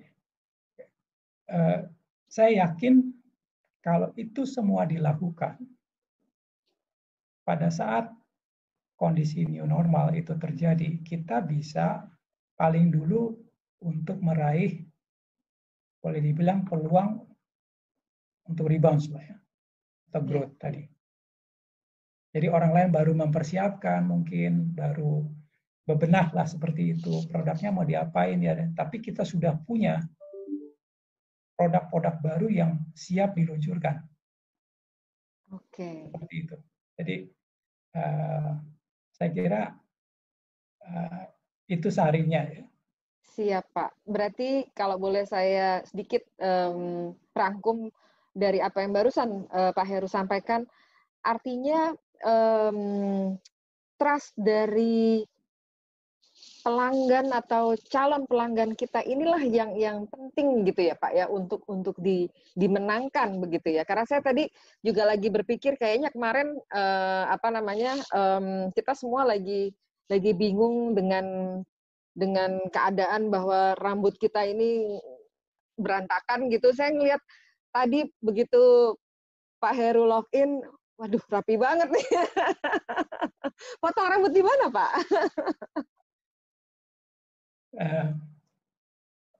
Ya kebetulan sebuah salon kecil hanya dimiliki oleh ownernya, jadi dia nggak punya karyawan, nggak punya ini dan sebagainya. Dan kebetulan yang ownernya punya anak kecil, jadi saya sangat yakin bahwa dia sangat care. Nggak takut juga dia yang motong, takut juga untuk bisa kena COVID gitu. Karena masih punya anak kecil dan sebagainya. Jadi by appointment, jadi dia hanya kerja hanya seminggu sekali. Ya. Jadi katanya dia assure bahwa alat-alat dia itu sudah dicuci, sudah disterilkan, dan sudah dipakai selama seminggu katanya. Tapi tetap saya bawa alat juga. Ya. Oke. Saya aja beli untuk memastikan lah ya semua yang dipakai itu ini. Jadi balik lagi ada mutual trust. Mhm. Saya membutuhkan itu, dia juga membutuhkan juga. Apakah pelanggan yang atau customer yang datang itu juga jangan-jangan bawa virus? Jangan-jangan apa namanya pemiliknya atau yang motong rambut Bapak pakai APD juga? Ya, mereka memakai pelindung lah. Oke. Dan pada saat saya dipotong ya saya pakai masker. Iya, itu sekarang ini menjadi kalau saya boleh apa namanya, ini menjadi apa ya, sekarang itu menjadi tren mungkin nanti sebentar lagi kita akan ada apa namanya, tren fashion yang udah bukan kacamata lagi Pak, kaca muka gitu ya. Supaya Ya, kita merasa aman. Oke Pak, kalau gitu terima kasih, berarti ada survive, revive, dan thrive yang ya, 3 hal yang Bapak ingin share ke kami. Oke, terima kasih banyak Pak sama-sama. Pak Heru, ini kalau boleh saya stop participant sharing. Nah, kita akan masuk ke apa namanya, ke pertanyaan dari audiens yang apa namanya, para peserta ini sudah mengirimkan beberapa pertanyaan ketika eee, mendaftarkan diri gitu ya, Pak, ya, untuk mengikuti, apa namanya, webinar ini. Nah, sebelum kita nanti lihat ke apa namanya, ke grup chat atau ke Zoom chat, kita akan bahas dulu. Jadi, teman-teman para peserta, dari pertanyaan yang kami dapatkan terdapat 13 pertanyaan, dan dari pertanyaan-pertanyaan ini sudah kami saring tadi, karena ada pertanyaan-pertanyaan yang sudah pasti, teman-teman semua mendapatkan jawaban-jawabannya seiring dengan berjalannya webinar kita hari ini. Dan ini adalah pertanyaan-pertanyaan yang kami saring dan kami ingin sampaikan ke Pak Heru untuk dijawab. Yang pertama ada pertanyaan dari Christopher Price yang menanyakan bagaimana caranya menghadapi krisis agar pembeli yang sedang menghadapi krisis juga tetap membeli produk kita. Silakan Pak Heru, gimana tuh caranya? Oh, pertanyaannya bagus sekali ya. Jadi ini juga relevan buat kita ya. Jadi sebetulnya balik lagi, kita harus memahami kenapa pembeli kita tadi ya itu tidak mau beli produk kita lagi. Tentunya ada sejumlah alasan ya. Ada yang mungkin tidak beli karena saya untuk kebutuhan utama aja udah mepet, ibaratnya seperti itu. Jadi produk kita ini terlalu mahal ibaratnya. Ya, saya harus mementingkan dulu yang lebih esensial. Tapi kan itu juga dia masih merasa bahwa saya butuh sih, tapi kalau ada produk substitute saya beli yang lebih murah deh. Sama seperti kita bilang apa sih, disinfektan ya. Ya. Disinfektan itu hampir walaupun ada merek, dulu-dulu kan mahal sekali. Bisa sampai pada saat lagi panic buying itu bisa sampai lebih dari 20.000 seperti itu. Ya. Ya. Tapi fungsinya kan sama sebetulnya. Disinfektan. Nah, pada saat kondisi seperti ini, banyak pembeli yang beralih kepada produk yang sejenis, yang lebih murah, yang memberikan fungsi yang sama. Ya. Dan itu kalau di-quantified mungkin cukup besar, sehingga penjualan kita kerasa sekali turun. Nah, terkadang apakah kita ikut-ikutan turun harga misalnya? Itu kan jadi bisa. Tapi ada juga yang hanya betul-betul basic. Dia bukan dari perusahaan yang sebesar yang kita miliki misalnya ya, dengan mesin-mesin yang canggih apa dan sebagainya. Apakah kita akan boleh dibilang menurunkan harga sampai pada sisi rugi atau bahkan mungkin ya berdarah-darah ya. Kemudian ada banyak yang juga yang masih beli dari kita gitu. Kok tiba-tiba dari dulu misalnya 10.000 kok sekarang jadi 5.000 ya? Ada apa sih brand kita ini? Banyak pelaku bisnis juga biasanya munculkan second brand ya dalam kondisi krisis ini, atau menawarkan sebuah produk yang ekonomis, bisa yang dalam kemasan yang lebih besar, sehingga ada cost yang dibuang di sana. Packaging yang kecil itu kan mahal. Sekarang mereka nggak bisa beli tiap hari misalnya. Oh, seminggu sekali. Oh, jadi kita berikan kemasan ekonomis untuk entah sebulan atau apa dan sebagainya ya. Sehingga kita bisa potong cost yang seharusnya dengan 7 botol misalnya seperti itu ya. Jadi kita bisa menawarkan sebuah solusi. Barangnya sama ya, dengan apa yang mereka biasa beli, tapi ini lebih ekonomis, hanya ukurannya agak lebih besar, misalnya seperti itu. Ataupun hal-hal yang tidak kritikal kita bisa buang. Ya, dulunya pakai misalnya botolnya beling, sekarang kita pakai botolnya apa sih? Oh, plastik isi ulang, itu bisa lebih murah. Seperti ini. Jadi bisa aja kita menawarkan produk yang lebih affordable, jadi produk yang lebih murah, tapi bukan murahan ya. Jadi jangan mencoba mengurangi daripada kualitas kita, karena sekali konsumer kita kecewa, ya mereka tidak beli lagi. Jadi itu menciptakan problem baru. Gitu. Jadi itu mungkin saran saya, ya. Jadi ada beberapa yang bisa kita alternatif solusi misalnya. Oke, baik. Semoga menjawab Christopher Price tentang bagaimana cara menghadapi krisis. Jadi solusinya bisa membuat yang ekonomis ya, atau membuat brand baru gitu ya Pak ya. Ya. Oke, yang bagaimana kedua, Pak? Ya. Yang kedua ya. Oh ini ya. Yang kedua yang nanyanya dokter. Iya nih, yang kedua yang nanya dokter. Ini teman saya ini Pak. Ini ada Ibu Dr. Ani Wijayanti dari dari Jogja, jauh banget loh Pak. Ibu Ani, Mbak Ani ini menanyakan bagaimana proses bisnis ke depannya pada post pandemi COVID-19. Silakan Pak Heru. Mungkin secara singkat saya bisa rangkum dengan dua hal ya. Yang pertama adalah tadi saya katakan bahwa perubahan itu demikian cepat ya. Jadi bisnis proses, kalau itu kita dalam sebuah perusahaan yang besar, rata-rata prosesnya lama untuk ambil keputusan karena kita ada dari misalnya junior manager, senior manager, director, kemudian the board ya. Jadi untuk melakukan sesuatu itu lama sekali. Kedepannya saya kira kita harus pangkas proses itu menjadi lebih cepat. Karena kesempatan tidak akan muncul dua kali. Ya. Itu yang pertama, jadi kecepatan.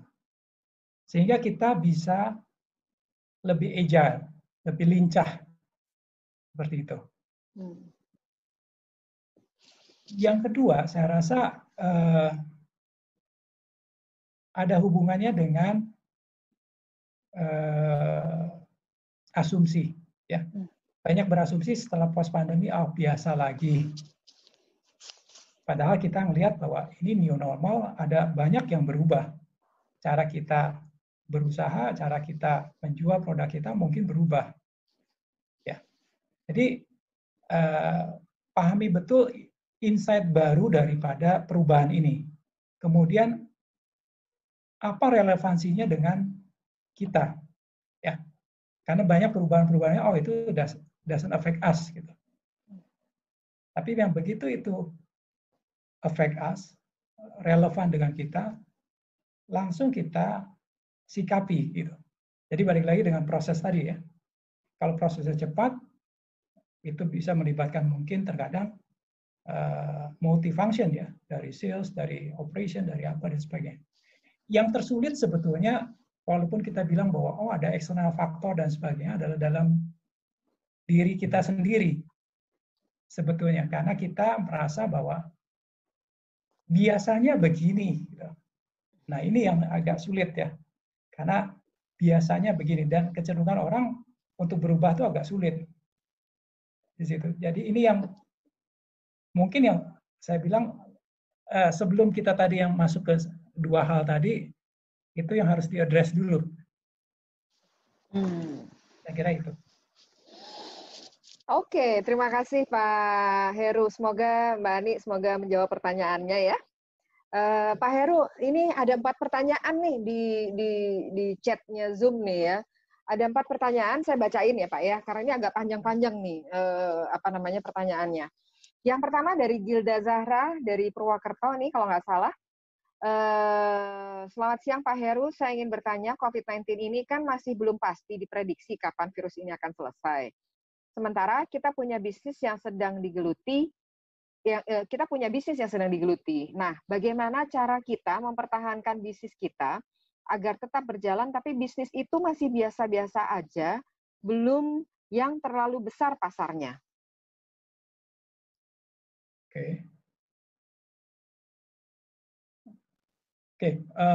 Tadi kalau saya coba tangkap ya, pertanyaannya adalah bisnisnya biasa-biasa, ini ada COVID ya, nggak menentu. Saya pikir gini, dengan adanya COVID ini, the new normal pasti akan berubah kan, ya, the way kita doing business lah, seperti itu. Kemudian jangan expect bahwa kita bisa berusaha sama seperti dulu, kecuali udah ada vaksinnya lah. Kita assume minimal 1-2 tahun ke depan.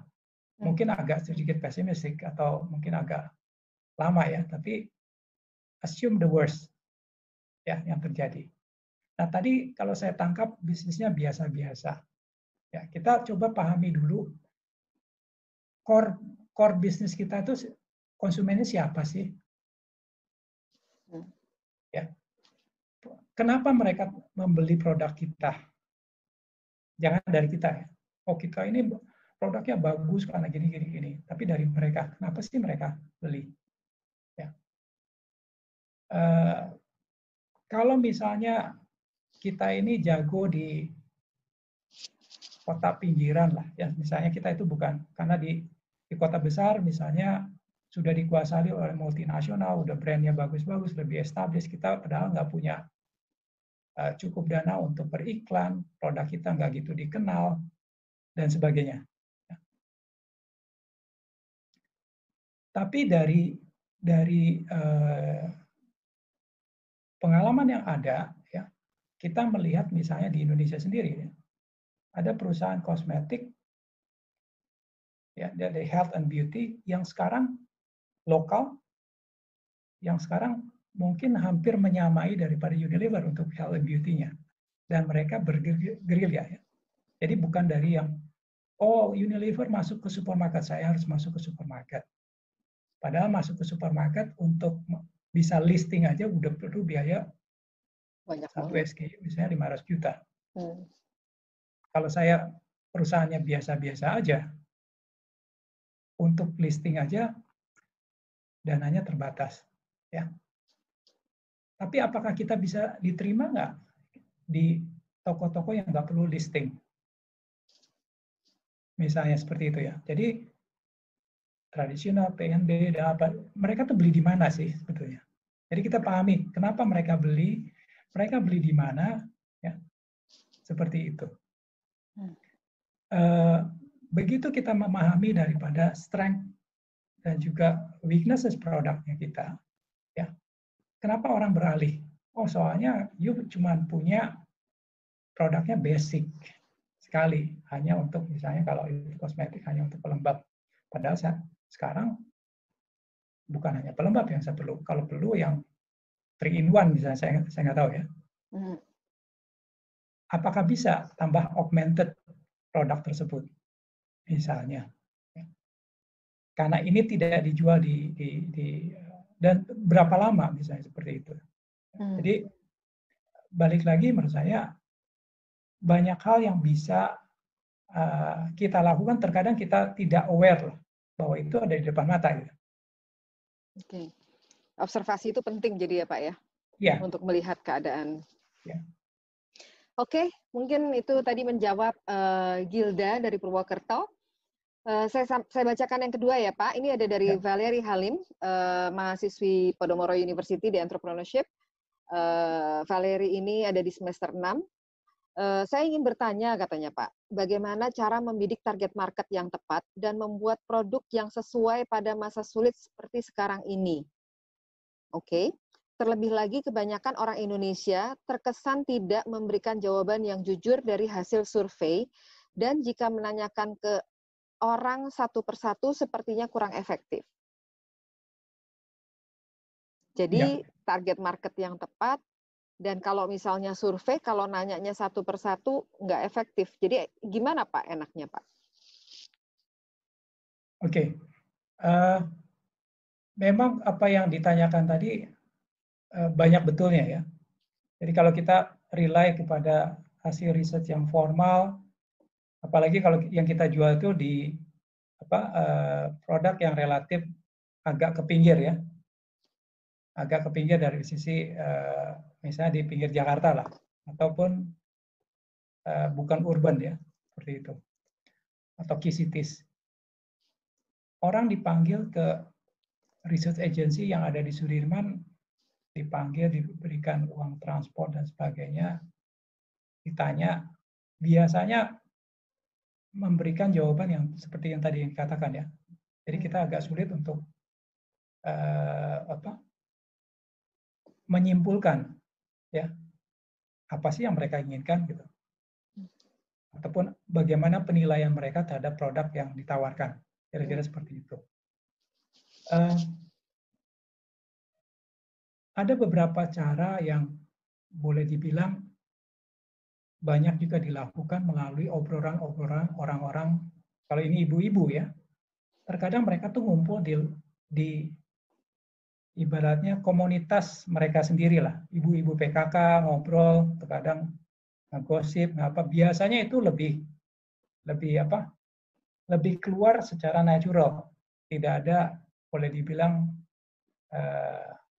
sungkan ataupun mungkin takut ataupun takut menyinggung apa dan sebagainya. Kalau jelek dia bilang ini jelek, gue pakai ini kok jerawatan apa dan sebagainya, misalnya seperti itu ya. Dan itu bisa dilakukan di level komunitas ya, di mana produk kita itu dijual. Kalau itu di pinggiran, lakukan di pinggiran. Dan kalau perlu tanpa mereka sadari, ya mereka suruh discuss, mereka suruh apa dan sebagainya ya. Nah, yang jadi hurdle kedua adalah pada saat entah itu fokus group discussion atau pada saat itu di research ya, mereka kelihatannya, oh pasti saya akan beli segala macam. Pada saat produk diluncurkan, oh tidak sesuai dengan harapan, jadi nggak dibeli seperti itu. Ya. Jadi yang kritikal di sini adalah memahami apa sih needs-nya mereka itu, apa sih yang dicari dari produk ini.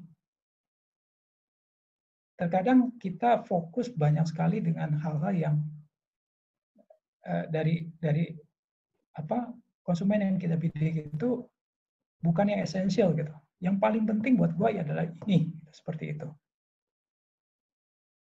Ya. Faktor kedua adalah pricing. Di Indonesia banyak sekali yang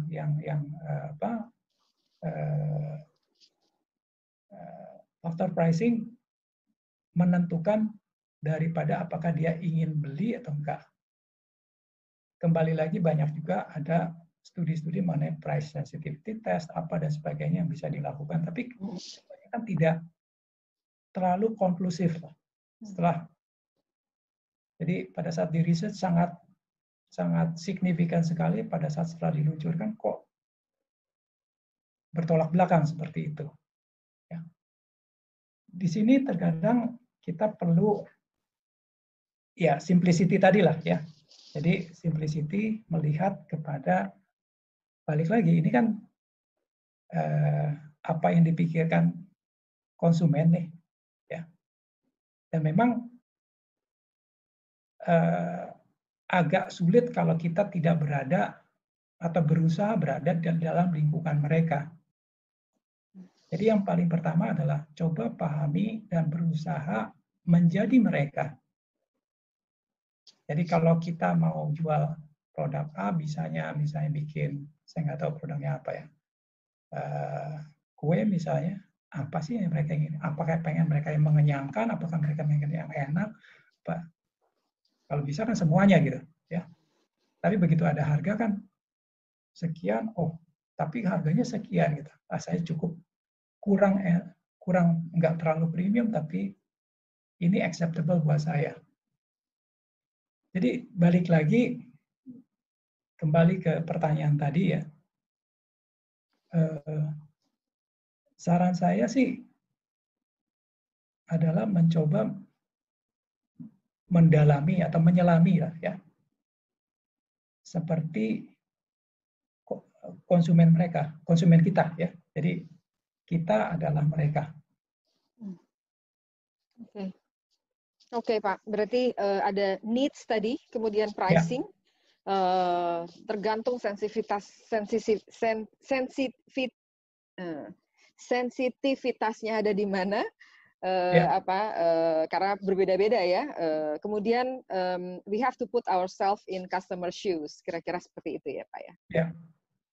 Oke, Pak. Ini pertanyaan ketiga dari Rohmat Muzaki. Ini dari SMA 84 Jakarta Barat, Pak. Rohmat Muzaki ingin bertanya bagaimana cara membangun trust untuk customer, membangun trust customer untuk pengusaha baru rumahan di saat pandemi seperti ini. Lalu jika sudah mendapatkan kepercayaan tersebut, bagaimana memangkas biaya kirimnya?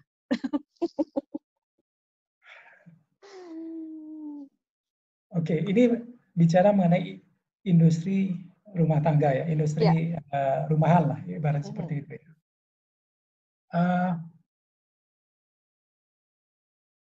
Saya kurang tahu apakah ini makanan atau apa dan sebagainya ya, tapi anggaplah itu makanan ya. Kalau kita lihat ya sekarang itu apa yang terjadi, makanan kalau itu enak ya, dan sudah terekspos misalnya entah siapa lah, YouTuber ataupun siapa, oh mereka masuk pelosok enak sekali gitu. Biasanya orang akan cari. Jadi tadi mengenai usaha untuk pergi ke sananya udah nomor 2 gitu. Jadi yang utama adalah kalau kita, walaupun kita industri rumahan, saya kira kita harus coba buat yang berbeda. Jadi jangan kalau kita beli bisanya bikin bakmi misalnya ya, atau mie misalnya seperti itu. Oh ini nih paling gampang nih, atau bakmi nih, nasi goreng atau apa dan sebagainya. Semua orang paling gampang, nggak membutuhkan modal yang banyak, bisa dilakukan di rumah. Tapi apa sih yang membuat produk kita berbeda dari yang lain? Anggaplah di daerah kita seputaran kecamatan misalnya. Jangan jauh-jauh dulu lah ya. Apakah kita cukup berbeda dengan produk-produk nasi goreng yang ada di satu kecamatan di mana kita berada, misalnya seperti itu ya. Apanya yang beda? Kalau itu beda, apakah memang hanya kita yang menganggap beda? Oh saya soalnya ini beda karena saya ditaruh misalnya sosis, ditaruh keju, ditaruh apa dan sebagainya gitu ya. Itu beda, ini spesial sekali gitu. Tapi kan itu dari sudut kita, dan itu hanya menambah production cost sebetulnya. Betul. Ya, banyak sekali ya tadi icing daripada cake-nya. Yang belum tentu semua orang menyukai gitu. Di situ.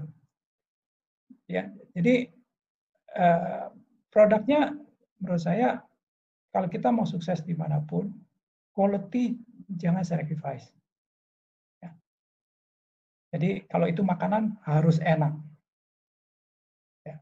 mau kita bilang ini sehat atau apa dan sebagainya, mungkin kalau ingat dia sehat, dia makan itu. Tapi begitu ini, tapi nggak enak. Paling makan 1-2 kali, setelah dia lupa lagi, yang biasa-biasa lebih enak gitu. Oke, terima kasih Pak Heru buat Rohmat Muzaki. Kurang lebihnya nanti mungkin dipikirkan ya nanti sama Rohmat Muzaki ini gimana bisnisnya ini bisa berbeda gitu kalau kita bandingkan dengan bisnis-bisnis yang ada di sekitar dengan produk yang sama tapi ada di sekitar rumahnya Rohmat Muzaki. Oke, yang terakhir pertanyaan Pak dari Winnie Kristi Desandi. Winnie adalah mahasiswi dari Podomoro University. Winnie bilang bahwa kebetulan karena ada COVID-19, Winnie ini mulai berbisnis F&B dari rumah dan dijual online. Kok saya nggak tahu ya? Pak, apakah Bapak ada saran bagaimana untuk mendapatkan repeat order dari customer? Apalagi saat ini banyak bisnis sejenis, jadi bukan hanya dapat 1 atau 2 wave, banyak pembeli, tetapi inginnya terus berlanjut. Jadi ini lebih ke bagaimana caranya supaya bisnis yang dimulai ini nggak ramai di depan, habis itu terus udah gitu nggak ada apa-apa lagi gitu Pak. Jadi gimana caranya biar bisa berlanjut? Mirip-mirip sebetulnya. Mirip-mirip ya. Oke. Saya coba dari sudut FMCG kebetulan, karena saya nggak terlalu mendalami dari sudut F&B ya, F&B dari sisi restoran apa dan sebagainya ya. Tapi secara umum saya rasa repeat order tersebut terjadi kalau konsumen puas. Jadi semuanya tick lah ya, enak, harganya pas dengan yang saya biasa beli, misalnya seperti itu ya. Kemudian apalagi itu, suasananya juga kalau itu dine in ya, pokoknya ideal sekali lah, enak buat ngobrol, ataupun mungkin sekarang anak-anak muda itu zaman dulu Instagramable gitu ya, atau nggak ngebosenin lah seperti itu ya. Tapi karena ini ada COVID, tentunya faktor yang tadi kan nggak ada, kalaupun ada jadi reduce lah ya. Berarti kan apalagi gitu, produknya kan memang enak, tapi packingnya biasa sekali pakai styrofoam yang boleh dibilang sekarang ini ya, banyak yang dilakukan pengiriman gampang terbuka. Dan sorry to say, saya banyak dapat kabar katanya terkadang ada yang ya terbuka lah, ataupun saya nggak tahu dimakan oleh siapa, ya. Jadi faktor packaging ya, faktor tadi kita bisa pastikan bahwa walaupun itu dibawa, pada saat itu dikonsum, itu sama enaknya pada saat dimakan di tempat. Masih panas. Kalau bicara mengenai mie ya misalnya ya. Karena beda terkadang. Tapi bagaimana sih kita bisa pastikan setelah dibawa sampai rumah bisa dengan boleh dibilang kualitas yang sama. Seperti itu. Jadi kan perlu pikirkan bagaimana kalau kita jual kopi, bagaimana sampai ke kopi yang panas ya, bukan es gitu, itu tetap panas seperti itu. Ya. Itu PR banget itu Pak. Ya. Di FMCG misalnya ada di Jepang ya, karena banyak orang yang sibuk untuk berpergian dan sebagainya, ada kopi dalam kaleng yang tinggal ditekan bagian bawahnya dan itu akan heated bagian atasnya.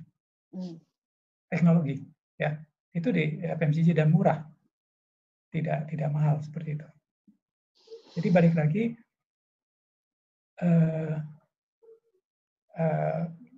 kepuasan konsumen itu bisa dicapai dari apa sih? Jadi ya, dari experience menurut saya sih itu ya. Jadi bukan hanya dari sisi produknya enak gitu, tapi apakah experience yang didapat pada saat membeli dari seluruh prosesnya ya. Mudah nggak sih belinya lewat aplikasi apa dan sebagainya? Dia beli karena apa sih dulu? Oh, karena ada free ongkir. Tapi free ongkirnya sekarang jadi mahal sekali. Produknya misalnya 30.000, ongkirnya 15.000. Dia mikir-mikir gitu. Ya, jadi saya kira kita coba masuk kenapa mereka membeli produk kita. Oke. Ya. Terima kasih Pak Heru. Itu tadi pertanyaan terakhir dari teman-teman peserta pada hari ini. Mungkin saya ingin kasih tips sedikit tentang masalah ongkos kirim, di mana ongkos kirim ini menjadi momok bagi setiap pengusaha baru, terutama pengusaha rumahan. Saran saya kalau misalnya memang teman-teman punya bisnis rumahan, coba sering-seringlah ngobrol sesama pemilik bisnis, karena ternyata ada bisnis-bisnis baru transportasi atau ekspedisi yang bermunculan saat ini.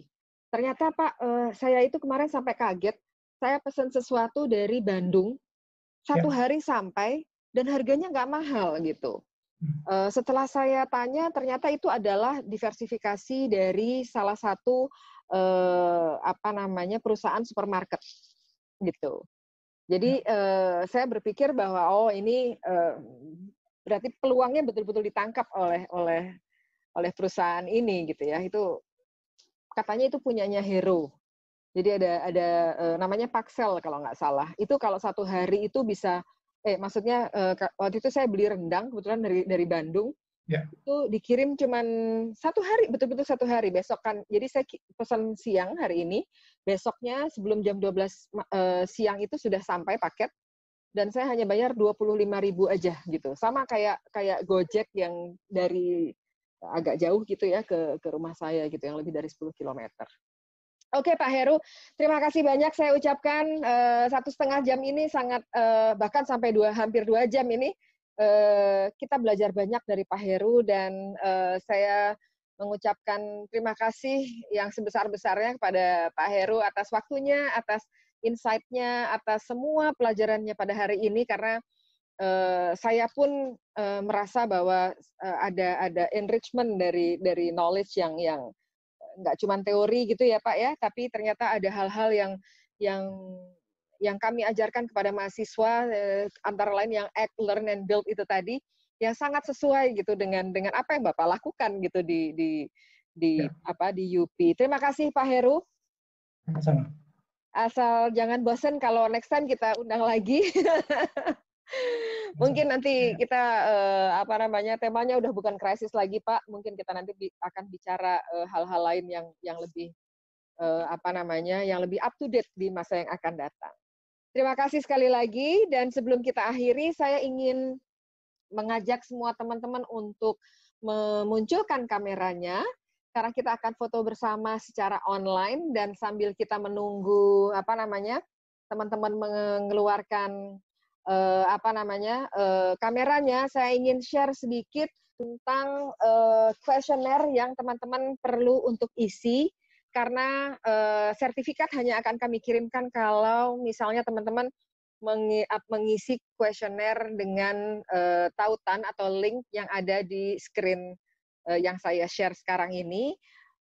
Alamatnya adalah https://bit.ly/kuesioner pakai K, E-nya besar, W-nya besar, S-nya besar, angka 4. Jadi silahkan langsung ketik bit.ly/kuesioner, K-nya besar, EWS 4.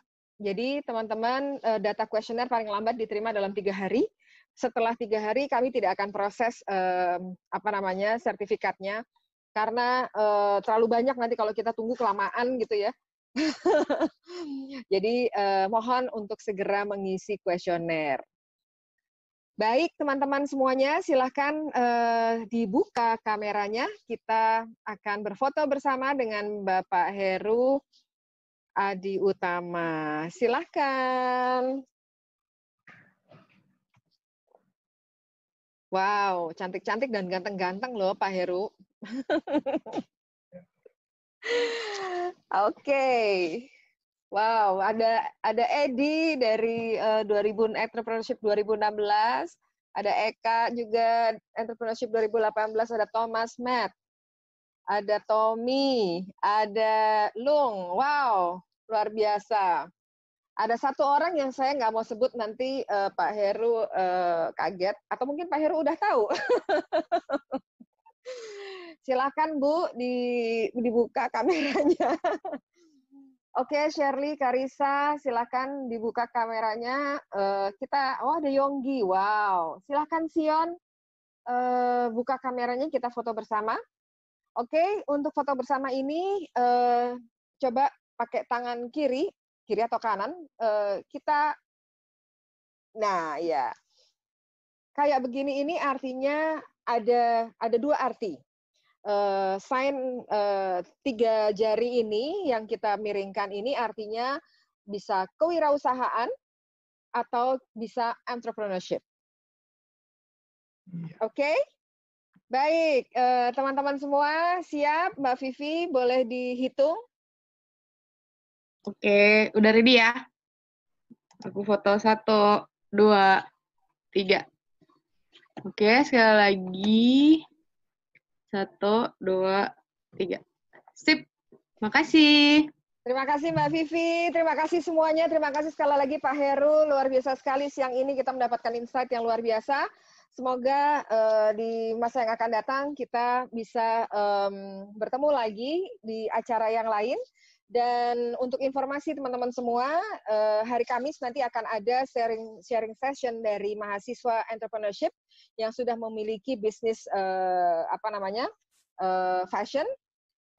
Sharing session akan diselenggarakan pada pukul 16.30 hari Kamis tanggal 4 Juni. Nanti kami akan share juga kepada teman-teman semua e-flyernya. Kemudian hari Sabtu kami juga akan ada webinar yang akan disampaikan, pembicaranya adalah Bapak Dr. Wisnu Dewobroto dengan judul bagaimana kita menghadapi post-COVID. Sama yang dibilang sama Pak Heru tadi, salah satu di dalam judulnya ada agile-nya juga. Jadi stay tune teman-teman, nanti kami akan kirimkan informasi-informasi terkait dengan webinar supaya kita bisa belajar terus. Karena life is about learning, and it is lifelong learning. Terima kasih, salam kewirausahaan untuk semua, dan sampai jumpa lagi.